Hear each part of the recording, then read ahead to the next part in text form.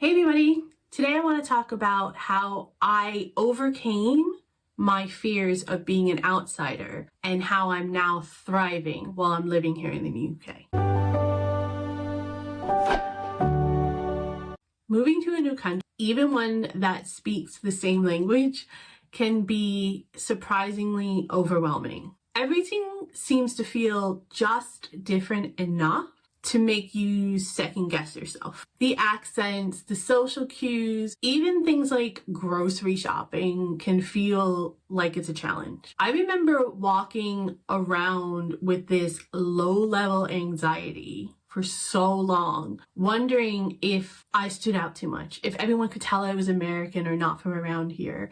Is someone gonna mess with me or give me a hard time because I'm an outsider? But what I learned was intimidation really is just the brain's way of saying, hey, you're not in your comfort zone. It's not a stop sign at all. It's actually a signal to push through so you can grow. Fear of the unknown hits hard for so many people, and I'm certainly not any exception to that in any way. I think that whether you're crossing oceans or just starting a new chapter in your life, like a divorce or having a child or maybe graduating college, you're going to feel some kind of fear of the unknown. The unknown used to absolutely terrify me. I wanted certainty. I wanted to know where my next paycheck was coming. I wanted to know what I was having for dinner tonight, how long it took me to get to the beach in order to have some R&R. I just wanted to know everything, even if I would never use it. What I found living here abroad was anything but certain. You're basically uncertain about every aspect of your life. And that just because I had that underlying fear of the unknown, it didn't mean that I was necessarily doing things wrong. What it actually meant is that I was doing something much bigger. I realized that fear and excitement often feel exactly the same inside your body. And it's really how you frame it that makes all the difference. So once I started to understand this fully and reframe the unknown more as an adventure, not a threat, is when I actually started to feel comfortable and be able to thrive here in the United Kingdom. I always have feelings of never being fully adequate. Even when I was in the United States, I always felt like I didn't belong. I always felt a little bit like an outsider. Those triggers and insecurities were only compounded exponentially once I got on British soil.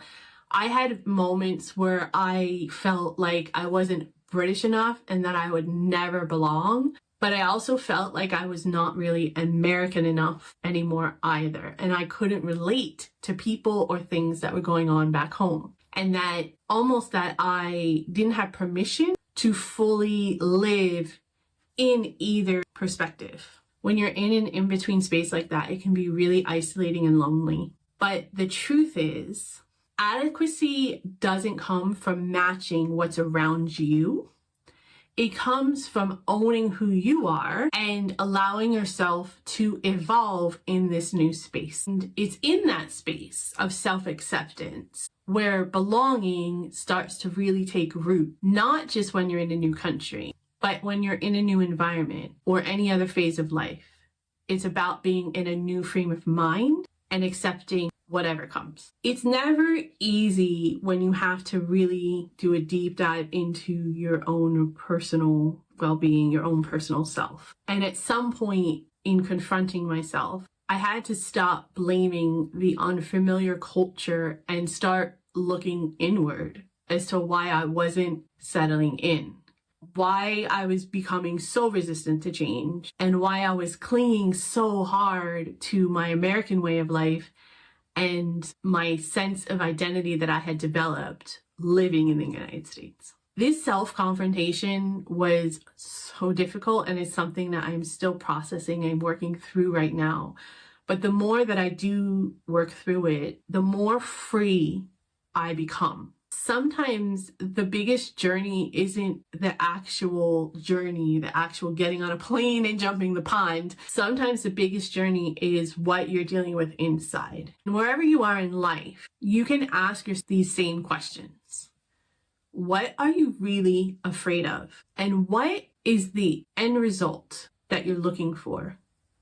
And what exactly may happen if you completely let go of that fear? The reality was that in order to really live here in the UK and really get the most that I could out of this experience and to really settle in to create this place as my new home, I had to figure out how to let go of my old life. And it didn't mean that I had to forget my life in America or even not still connect with the United States or not be abreast of what's happening in America. I don't have to pretend like the past that I had there didn't shape me. Letting go of your old life means that I'm making space for what's coming next, for who I'm becoming now, and unlocking the potential that I have to become someone in the future. Letting go is actually an act of self-love that I never learned until I was in my 40s, until I moved here to the UK. I stopped trying to create my American life in the UK and just make it a British version of that life, almost like some kind of bad sitcom, you know, those amazing British sitcoms that the Americans ruin. Instead of trying to do that, I just started to completely lean into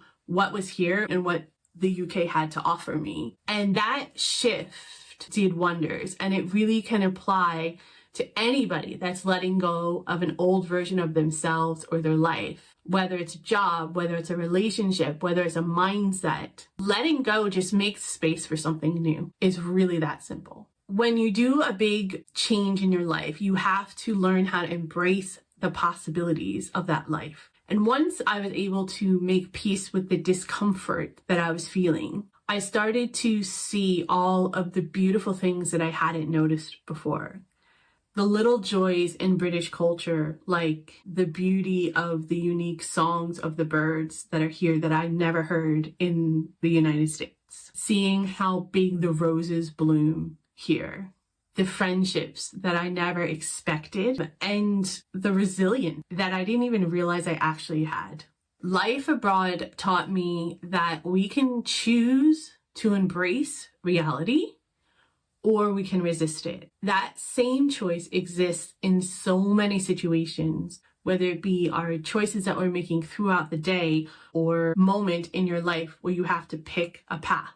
Embrace where you are. You may just end up thriving in ways that you never imagined. Over time, I found that once I was able to find my feet, once I was able to push through and apply all of these things to my life, I didn't just adapt, I started to belong. Not because I changed everything about myself, but because I allowed myself to grow into a fuller, more complete version of who I already was. The advice I'd like to give to anyone who is in that situation, finding your feet isn't about getting everything right. It's not about not making mistakes. It's about becoming grounded, even if it's just one step at a time. And even if you're navigating that balance beam without a safety net. This is true for anybody that's trying to find their place at any stage in this world. Whether you're moving to a new country or simply just diving into a new chapter in your life.